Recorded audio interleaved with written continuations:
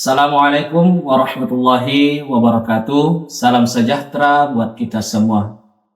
Yang terhormat dosen penguji ujian kinerja PPG dalam jabatan tahun 2024. Perkenalkan, nama saya Ahmad Salama dengan NIM 21123008. Mahasiswa PPG PAI dalam jabatan tahun 2024 di LPTK Yayen Ponorogo. Sekarang ini saya mengajar di SD Negeri 243 Impagai, Desa Kesing, Kecamatan Dori-Dondri, Kabupaten Sopeng, Provinsi Sulawesi Selatan. Hari ini, Kamis 17 Oktober 2024, saya akan melaksanakan uji kinerja, yaitu praktik mengajar di kelas 6 dengan judul materi Allah Maha Segalanya guna untuk memenuhi tugas ujian kinerja PPG dalam jabatan Batch 1 tahun 2024. Untuk lebih jelasnya, berikut adalah video pembelajaran yang akan saya laksanakan. Assalamualaikum warahmatullahi wabarakatuh.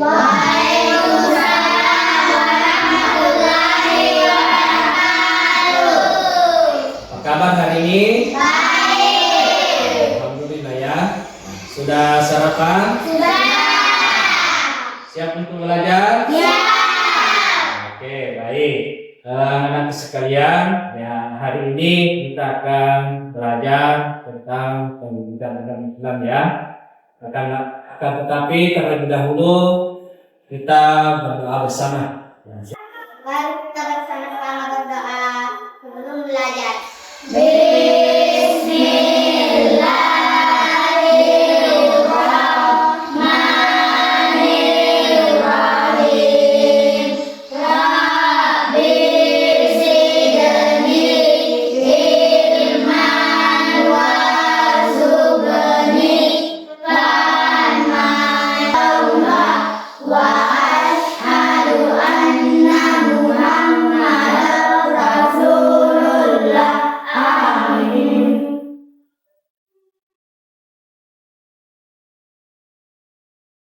Selanjutnya kita akan menyanyikan salah satu lagu nasional. Ora, yang kaki kamarnya.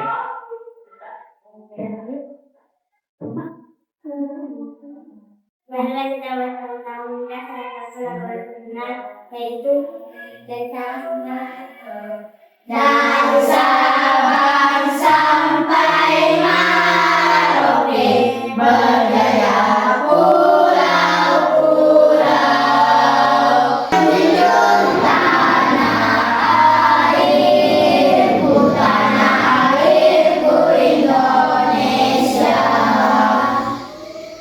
Baik anak-anak sekalian, setelah kita berdoa dan menyanyikan salah satu lagu nasional, mudah-mudahan dari doa kita hari ini kegiatan pembelajaran kita dapat dirahmati dan diridhoi oleh Allah Subhanahu wa taala.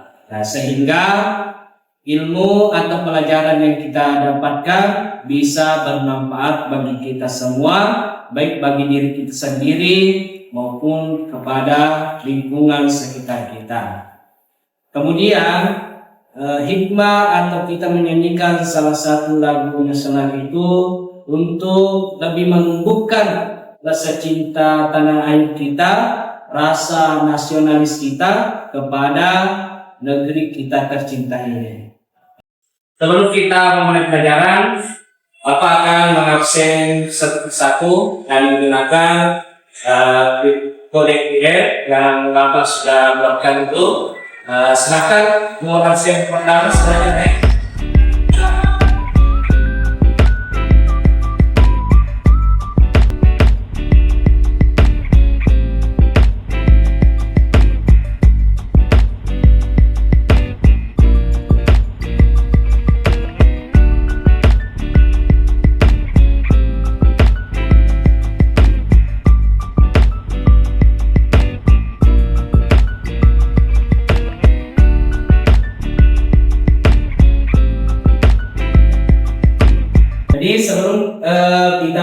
memasuki materi pelajaran, terlebih dahulu Bapak akan bercerita tentang cerita ini berkaitan nanti juga dengan materi pelajaran yang akan kita pelajari.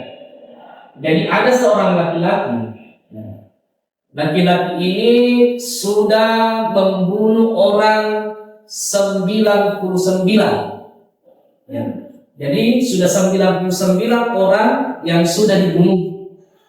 Nah, pada akhirnya laki-laki ini atau pemuda ini ingin bertobat kepada Allah Subhanahu wa taala.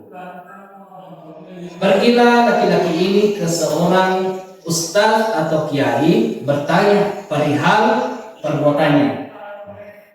Laki-laki ini bertanya kepada ustaz atau kiai, mengatakan, "Pak Ustaz, apakah Allah itu Maha Pengampun?" Pak Ustaz menjawab, "Iya, Allah itu Maha Pengampun, mengampuni dosa-dosa hamba-Nya." Kalau begitu Pak Ustaz, apakah dosaku bisa diampuni Allah? Kata laki-laki ini. Pak Ustaz menjawab, "Ya, pasti Allah akan mengampunimu. Memang dosa apa yang engkau perbuat?" Kata Pak Ustaz, tanya Pak Ustaz kepada pemuda ini. Ya, pemuda ini menjawab, "Dosa saya Pak Ustaz itu adalah sudah membunuh 99 orang." Spontan saja Pak Ustaz ini menjawab, "Kalau begitu Allah tidak akan mengampunimu. Ya, itu sudah termasuk dosa besar. Allah tidak akan mengampunimu." Ya, akhirnya karena laki-laki ini kecewa kepada Pak Ustaz ini, ya tidak mendapat jawaban yang tidak semestinya. Akhirnya ya laki-laki ini juga membunuh Pak Ustaz itu. Ya cukuplah 100. Ya cukuplah 100 orang yang ia bunuh. Nah, akhirnya laki-laki ini kembali berjalan mencari seorang kiai atau guru yang dianggapnya paham tentang ilmu agama. Ya, walhasil sampailah di suatu tempat seorang guru ya dengan pertanyaan yang sama. Nah, kemudian Pak Ustaz atau kiai ini menjawab, kalau Allah ingin mengampuni dosa-dosamu itu dengan membunuh 100 orang itu, maka pergilah dari kampung ini atau pergilah jauh dari tempat ini. Jadi laki-laki ini ya tidak laki-laki ini mengikuti saran dari Pak Ustaz ini atau Pak Kiai ini. Akhirnya dia berjalan untuk meninggalkan kampungnya, ya untuk jauh dari kampungnya. Di tengah perjalanan laki-laki ini meninggal.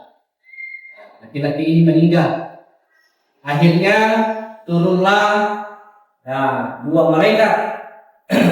Turunlah dua malaikat ingin menjemput laki-laki ini, karena malaikat yang pertama ingin membawanya ke neraka. Ya, malaikat yang kedua ingin membawanya ke surga. Nah, akhirnya bertengkarlah dua malaikat ini. Ya, bertengkar. Kenapa? Malaikat yang ingin membawanya ke neraka itu mengatakan, laki-laki ini sudah membunuh 100 orang. Ya, pasti tempatnya di neraka. Ya. Tapi malaikat yang satu ini yang ingin membawa laki-laki ini ke surga mengatakan, tidak. Ya, laki-laki ini sudah bertobat kepada Allah dan menyesali perbuatannya, maka tempatnya pasti di surga. Nah, di tengah perdebatan dua malaikat ini, ya, turunlah malaikat Jibril mengatakan, kalau kau ingin menentukan apakah pemuda ini tempatnya di neraka atau di surga, maka hitunglah langkah kakinya. Ya, sudah jauhkah perjalanannya dari tempat tinggalnya atau masih dekat dari tempat tinggalnya? Setelah diukur jaraknya, ternyata laki-laki ini sudah berjalan dari setengah perjalanan yang ia akan pergi. Jadi keputusannya adalah laki-laki ini dijemput atau dibawa malaikat itu dibawa ke dalam surganya Allah. Ya, baik anak-anak sekalian, ya apa hikmah dari kisah ini adalah sebesar apapun ya dosa kita atau kesalahan kita, kalau kita ingin taubat atau menyesali perbuatan kita, tidak akan mengulanginya, pasti Allah akan mengampuni. Baik anak-anak sekalian, ya apa yang Bapak tadi ceritakan itu berkaitan dengan materi yang akan kita pelajari hari ini. Saya ingin tanya terlebih dahulu. Untuk kita melanjutkan materi kita, saya akan tanya terlebih dahulu, kepada siapa kita harus memohon ampun? Allah ya. Baik, selanjutnya pertanyaan selanjutnya, ketika kita melakukan kesalahan, apa yang harus kita lakukan? Minta maaf. Kemudian tempat untuk menyembah adalah kepada Allah. Ya, tidak ada tempat untuk kita menyembah atau meminta pertolongan selain kepada Allah Subhanahu wa Ta'ala. Lanjut, tanya. Bagaimana cara kita untuk menjaga perasaan hati teman kita? Menjaga perkataan perbuatan kita, ya, yang bisa menyakiti ya, perasaan atau hati teman kita. Kemudian, kalau kita melakukan kesalahan kepada teman, apa yang harus kita lakukan? Minta maaf. Oke, selanjutnya. Kenapa kita tidak boleh sombong dengan apa yang kita punya? Karena itu cuma titipan Allah. Ya, itu semua hanya titipan Allah. Ya, baik anak-anak sekalian. Ya, sebelum kita memasuki tujuan pembelajaran yang akan kita capai pada hari ini, terlebih dahulu kita ice breaking, untuk bermain, untuk membangkitkan semangat kita dalam belajar. Oke ya, bisa? Jadi cara permainannya yaitu instruksinya adalah apabila ada kata-kata Pak Guru berkata, maka harus dilakukan. Ya, oke, paham? Jadi kalau ada instruksinya, ada kata Pak Guru berkata, harus dilakukan. Kebalikannya, kalau tidak ada kata Pak Guru berkata, itu tidak boleh dilakukan. Oke, bisa. Kita mulai, kita coba dulu ya. Oke, ya.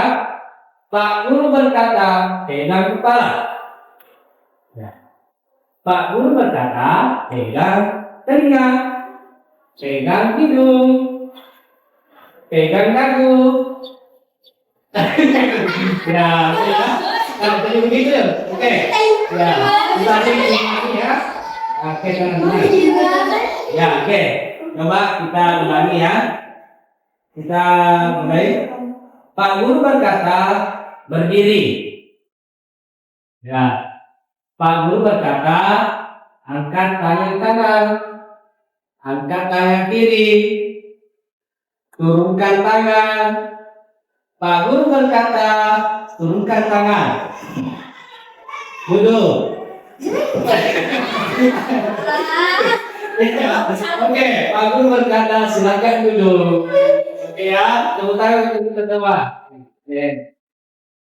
Ya, baik anak-anak sekalian, sebelum kita memasuki pelajaran atau tujuan materi kita, terlebih dahulu coba siapkan HP-nya masing-masing. Ya, kita coba bermain quiz. Yes. Ya, kita coba bermain quiz. Ya, kita coba bermain quiz. Jadi silakan nanti anak-anakku bergabung di quiz ini. Ya. Jadi silakan nanti dikerjakan di dalam ya. Mulai 1, 2, 3. Ya, silakan dikerjakan.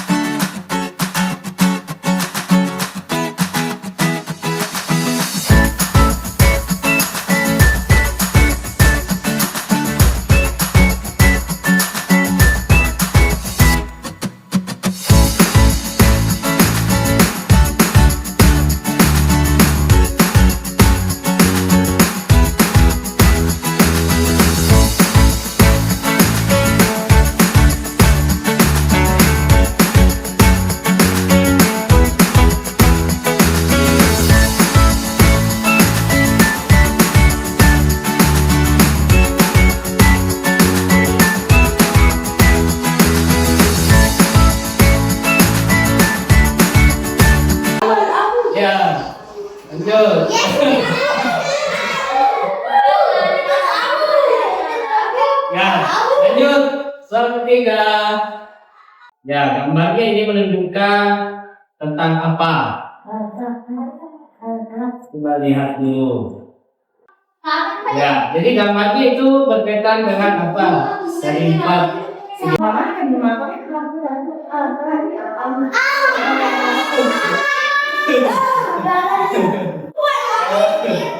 Nah, oke, lanjut. Masih ada soal terakhir.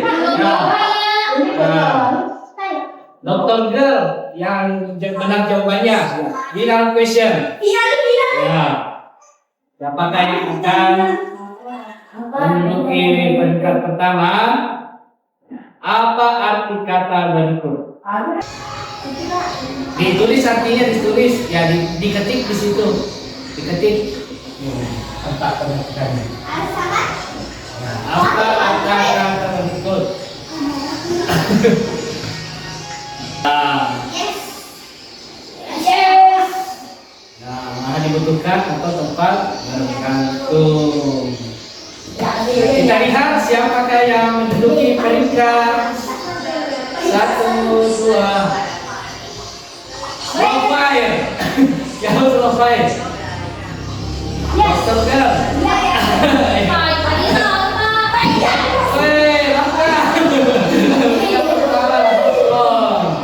Ya, oke. Setelah kita bermain quiz ya, tentang pelajaran atau materi yang akan kita pelajari hari ini. Nah, baik anak-anak sekalian, pelajaran kita hari ini yaitu tentang tadi Al-Ghaffar, Al-Afu, Al-Wahid, dan As-Samad. Baik anak-anak sekalian, adapun tujuan pembelajaran kita hari ini yaitu yang pertama, peserta didik dapat memahami makna dari Al-Ghaffar, Al-Afu, Al-Wahid, dan As-Samad. Jadi baik anak-anakku, terlebih dahulu silakan perhatikan atau lihat tayangan video di atas. Sangat manusia. Karena itu, maka semuanya seperti namanya. Allah Maha Pemaaf yang meliputi semua makhluknya. Kalau tidak karena maafnya, misalnya bumi akan terbelah menenggelamkan penghuninya. Nah, hari ini kita akan belajar tentang Allah Maha Anak-anak sekalian, setelah tadi melihat atau menonton video, Bapak akan sedikit menjelaskan tentang materi pelajaran kita pada hari ini. Yaitu ada berapa Asmaul Husna itu? 99. Ya, 99. Jadi diantaranya yang akan kita pelajari hari ini yaitu makna Al-Ghaffar. Jadi Al-Ghaffar itu adalah Allah Maha Pengampun. Allah akan mengampuni setiap dosa-dosa hambanya. Nah, seperti cerita di awal tadi, ya, berkaitan dengan Allah Maha Pengampun itu, manusia itu atau hamba itu tidak bisa terlepas dari dosa. Oleh karena itu, setiap hari atau setiap saat kita harus memohon ampun kepada Allah Subhanahu wa Ta'ala.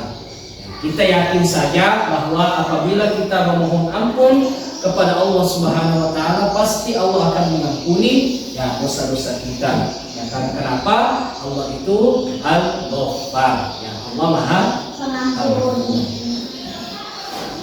Baik, kemudian yang ada satu hadis Rasulullah yang bersabda, siapa yang menutupi aib seorang muslim, Allah menutupi aibnya di dunia dan akhirat. Jadi maksud dari hadis ini adalah kita dilarang untuk menyebarkan aib seseorang, atau bahasa kerennya bergosip. Ya, menceritakan kejelekan orang itu tidak boleh di dalam agama kita. Karena kenapa? Ini ada sabda dari Rasulullah SAW. Kalau kita mampu menutupi kejelekan atau menyembunyikan, tidak menceritakan kejelekan orang lain, ya, pasti Allah akan menyembunyikan kejelekan kita. Karena kenapa? Setiap kita itu pasti memiliki aib masing-masing atau kejelekan masing-masing. Kalau kita mampu menyembunyikan atau tidak menceritakan kejelekan orang lain, maka pasti Allah akan menyembunyikan kejelekan kita sendiri. Paham ya? Paham? Oke. Selanjutnya kita pindah ke yang kedua. Al-Afu. Ya. Apa itu Al-Afu? Menghapuskan atau menghilangkan atau melenyapkan. Ya, tadi Al-Ghafar itu ya juga berkaitan dengan yang kedua ini, yaitu Al-Afu. Cara untuk meneladani sifat Al-Afu, memaafkan kesalahan orang lain yang berbuat salah kepada kalian, baik sengaja maupun tidak disengaja. Ada cerita atau ada kisah Rasulullah SAW yang berkaitan dengan sifat pemaafnya Rasulullah. Apa kisahnya? Kisahnya seperti ini. Jadi setiap subuh ketika Rasulullah ingin berangkat untuk sholat subuh berjamaah di masjid, nah, setiap kali Rasul keluar dari pintunya pasti menemukan kotoran di tangganya atau di depan pintunya, pasti. Jadi apa yang dilakukan Rasulullah itu ya membersihkan kotoran itu, kotoran manusia maksudnya ya, mendapatkan kotoran manusia di depan pintunya, dibersihkan. Setelah dibersihkan, Rasul berangkat sholat subuh. Begitu seterusnya. Akhirnya pada subuh berikutnya Rasul tidak menemukan kembali kotoran manusia di depan pintunya ketika ingin berangkat sholat subuh di masjid. Jadi Rasul bertanya-tanya, dan pasti Rasul yang namanya Rasul ya memiliki mukjizat atau memiliki keistimewaan tersendiri, sudah tahu kalau yang menaruh kotoran di depan pintunya itu adalah tetangganya sendiri. Karena tetangga Rasul ini adalah seorang non-muslim, ya non-muslim, sedang sakit. Jadi Rasul itu menyuruh istrinya Khadijah untuk membuatkan kue. Untuk apa kue ini? Untuk dibawakan kepada tetangganya yang selalu buang air besar di depan pintu rumah Rasulullah SAW. Ya, jadi ketika kuenya sudah jadi, Rasul membawanya sendiri kepada tetangga tersebut. Dan yang lebih lagi, Rasul itu berdoa kepada Allah Subhanahu wa taala, mudah-mudahan penyakit yang diderita oleh tetangganya ini sembuh dan diangkat oleh Allah Subhanahu wa taala. Ya, singkat cerita, tetangganya ini ya sembuh dan sangat terharu melihat sikap dari Nabi kita Rasulullah SAW. Akhirnya karena sifat pemaafnya Rasul itulah yang menjadi sebab tetangganya ini yang selalu tadi buang air di depan mempunyai sifat pemaaf. Pasti Allah sendiri yang akan membalas dari sifat pemaaf kita itu. Ketika teman kita atau seseorang melakukan kesalahan dan meminta maaf kepada kita harus memaafkan. Karena kenapa? Ya, orang yang memberi maaf lebih mulia daripada orang yang meminta maaf. Paham? Oke. Baik, selanjutnya yaitu Al-Wahid. Apa arti Al-Wahid? Ya, satu, berdiri sendiri, ada yang lain. Jadi Allah itu Al-Wahid. Esa, tidak ada duanya. Allah berfirman, dan Tuhanmu adalah Tuhan yang satu, tidak ada Tuhan selain Dia yang Maha Pengasih, Maha Penyayang. Bagaimana cara kita meneladani sifat Al-Wahid Allah Subhanahu wa Ta'ala, yaitu dengan cara melaksanakan sholat wajib, sholat 5 waktu, dan berdoa hanya kepada Allah Subhanahu wa Ta'ala. Jadi cara kita untuk meneladani sifat Al-Wahid Allah Subhanahu wa Ta'ala itu dengan cara memohon atau meminta pertolongan kepada Allah saja, tidak boleh kepada yang lain. Ya, misalnya ada orang yang pergi meminta-minta ke kuburan, meminta ke tempat yang keramat, pohon besar yang dianggap keramat, di situ dia minta. Padahal kita tidak boleh seperti itu. Itu yang dinamakan dengan musyrik. Ya, musyrik. Jadi di dalam kita sholat ada ayat yang sering kita baca, yang selalu kita baca di dalam sholat kita itu, iyyaka na'budu wa iyyaka nasta'in. Artinya apa? Hanya kepada Allah, hanya kepadamu lah kami menyembah, dan hanya kepadamu lah kami minta pertolongan. Jadi itu harus diterapkan di dalam kehidupan sehari-hari kita. Tidak boleh meminta pertolongan atau memohon sesuatu selain kepada Allah Subhanahu wa Ta'ala. Paham ya? Jadi selanjutnya yaitu As-Samad. As-Samad di dalam Al-Quran Allah mengatakan Allahus Samad. Allah tempat meminta segala sesuatu. Jadi berkaitan juga dengan tadi Al-Wahid. Ini makna dari As-Samad, yaitu tempat meminta atau tempat menggantungkan harapan. Menggantungkan harapan. Tidak boleh menggantungkan harapan kepada siapapun. Tidak boleh. Makanya itu kalau kita menyukai sesuatu, sukailah seadanya. Ketika kita membenci sesuatu, bencilah seadanya. Karena kenapa? Ketika kita mencintai sesuatu itu secara berlebihan, bisa saja suatu saat kita akan benci. Begitupun juga dengan sebaliknya, ketika kita membenci sesuatu secara berlebihan, bisa saja suatu saat nanti kita akan cinta kepada sesuatu yang kita benci dulu. Oke ya? Jadi makanya itu As-Samad itu adalah tempat menggantungkan harapan. Maksudnya adalah Allah tempat penggantungan harapan. Kita tidak boleh mengandalkan diri kita sendiri. Sudah pintar, kita sudah anggap diri kita pintar, jago, akhirnya dengan kepintaran ini pasti saya akan berhasil. Tahu-tahunya nanti di belakang tidak berhasil. Dengan kejagoanku ini main bola, main game misalnya, pasti saya akan menang. Tapi pas main kalah juga. Apa penyebabnya? Karena ia menggantungkan sesuatu itu kepada dirinya sendiri. Padahal ketika kita sudah belajar misalnya, sudah pintar, kita kembalikan kepada Allah Subhanahu wa Ta'ala. Ya Allah, karena Engkaulah atau karena dirimulah saya memiliki kepintaran.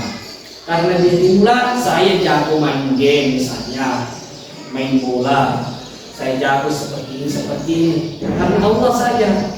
Tidak boleh karena kepintaranku atau karena kekayaanku. Ada orang juga seperti ini, memberi sedekah atau memberi bantuan kepada orang lain. Seperti ini, mengatakan seperti ini. Kalau bukan karena saya, kalau bukan saya yang bantu, pasti dia tidak akan seperti itu. Itu artinya dia menyombongkan dirinya. Padahal Allah cuma memakai tubuhnya, memakai dirinya untuk membantu seseorang. Bukan dia, tapi Allah yang menggerakkan dia untuk membantu atau bersedekah. Paham ya? Oke. Baik anak-anak sekalian, setelah mendengarkan atau mendapatkan materi tadi, selanjutnya Bapak akan membagi 4 kelompok ya.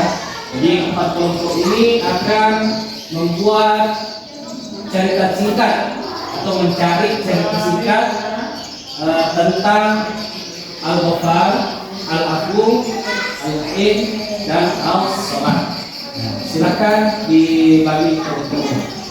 Ya, baik anak sekalian, setelah bagi kelompok, jadi kelompok pertama akan membuat atau mencari cerita tentang meneladani sifat Al-Ghaffar. Kelompok kedua mencari cerita tentang Al-Afu, kelompok ketiga Al-Wahid, dan kelompok keempat Al-Samad. Nah, silakan dikerjakan sesuai dengan kelompoknya masing-masing. Gunakan ya, silakan bekerja sama dengan kelompoknya masing-masing. Yang tadi ya tentang cerita sifat Al-Ghaffar.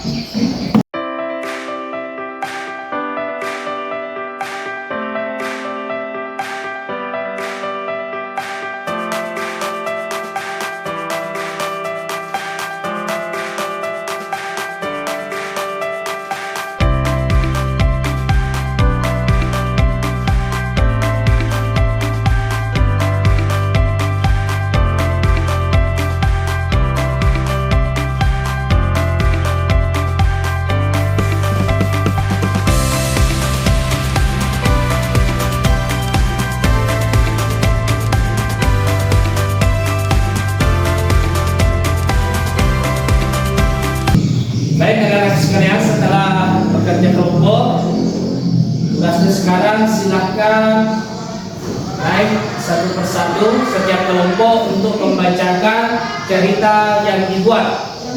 Ya, cerita yang dibuat, kemudian pelajaran apa yang bisa diambil dari cerita tersebut.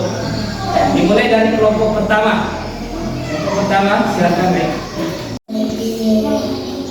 Assalamualaikum warahmatullahi wabarakatuh. Waalaikumsalam warahmatullahi Wabarakatuh. Kami dari kelompok 1 akan menyampaikan cerita tentang sifat Al-Ghaffar. Suatu malam, Abu Lahab dan istrinya Umi Jadi mencelakakan Nabi Muhammad. Abu Lahab dan istrinya Umi Jadi kembali ke neraka dengan bisa mereka segera pulang. Itulah cerita dari kami. Pesan yang bisa dipetik dari cerita ini adalah meneladani Asmaul Husna Al-Ghaffar dalam kehidupan adalah mampu memaafkan kesalahan yang diperbuat oleh orang lain. Memaafkan merupakan salah satu bentuk ketakwaan hamba kepada Allah Subhanahu wa Ta'ala. Allah yang memberi maaf untuk orang lain merupakan orang yang bertakwa berlindung kepada Allah Subhanahu wa Ta'ala. Assalamualaikum warahmatullahi wabarakatuh. Kami dari kelompok 2 akan membaca cerita tentang sifat Al-Wahid. Nabi Hud diutus Allah Subhanahu wa Ta'ala pada kaum Ad. Ia menyuruh pada kaum Ad, wahai kaumku, sembahlah Allah yang Maha Tunggal, karena tidak ada mereka cuma berbuat kerusakan mengucapkan orang terlalu kapok dan menyembah karena Itulah cerita yang kami buat. Pesan yang bisa diambil adalah untuk memiliki sifat dan sikap yang terpuji bagi diri sendiri maupun orang lain. Kami dari kelompok 3 akan membacakan cerita tentang Al-Afu. Daging kambing beracun untuk Rasulullah. Rasulullah Shallallahu Alaihi Wasallam terkenal seorang pemaaf. Untuk meyakinkan dirinya bahwa pesan yang bisa dipetik dari cerita ini adalah memaafkan semua orang yang pernah berbuat zalim kepadanya. Assalamualaikum warahmatullahi wabarakatuh. Baik anak-anakku sekalian, setelah tadi kita bekerja kelompok membuat cerita pendek, cerita singkat tentang sifat Al-Ghaffar, Al-Afu, Al-Wahid, dan As-Samad. Ya, mudah-mudahan anak-anakku bisa mendapat pelajaran dan menerapkannya di dalam kehidupan sehari-hari. Nah, jadi kesimpulan pelajaran kita hari ini yaitu bahwa sifat Al-Ghafar Allah Subhanahu wa taala itu berlaku kepada semua hambanya. Ya, selagi hambanya itu ingin bertobat, memohon ampun kepada Allah Subhanahu wa taala. Kemudian selanjutnya Al-Afu yaitu Allah Maha memaafkan. Ya, memaafkan kesalahan-kesalahan yang kita perbuat. Ya, kesalahan yang bergantung kepada Allah Subhanahu wa taala. Kalau kesalahan kepada sesama manusia, ya harus meminta maaf langsung kepada orang yang ditepati kita berbuat salah. Kemudian selanjutnya Al-Wahid, Allah Maha Tunggal Maha Esa. Ya, tidak ada tempat meminta pertolongan kecuali kepada Allah Subhanahu wa taala. Ya, tidak boleh menyembah selain kepada Allah Subhanahu wa taala. Karena kenapa? Nah, kalau kita menyembah selain Allah Subhanahu wa taala, kita termasuk orang yang musyrik, orang yang menduakan Allah Subhanahu wa taala.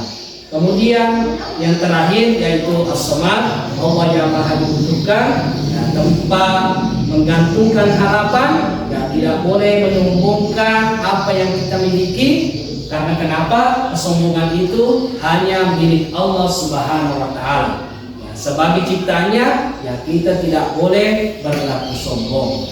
Sekalian untuk pelajaran selanjutnya yaitu tentang masih berkaitan dengan tentang apa yang kita pelajari hari ini, yaitu indahnya saling memaafkan. Ya, jadi mudah-mudahan anak-anakku tetap diberi kesehatan, ya, diberikan semangat, ya, untuk menjalani untuk belajar, untuk lebih memperdalam ilmunya. Ya, mudah-mudahan apa yang kita pelajari hari ini ya mendapat berkah oleh Allah Subhanahu wa taala. Ya, untuk lebih berberkahnya kegiatan pelajaran kita hari ini, marilah kita tutup dengan berdoa bersama.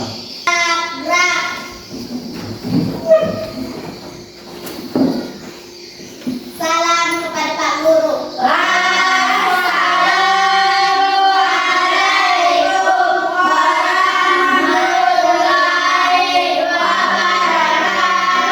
Waalaikumsalam warahmatullahi wabarakatuh. Siap, Mari kita bersama-sama berdoa sebelum pulang.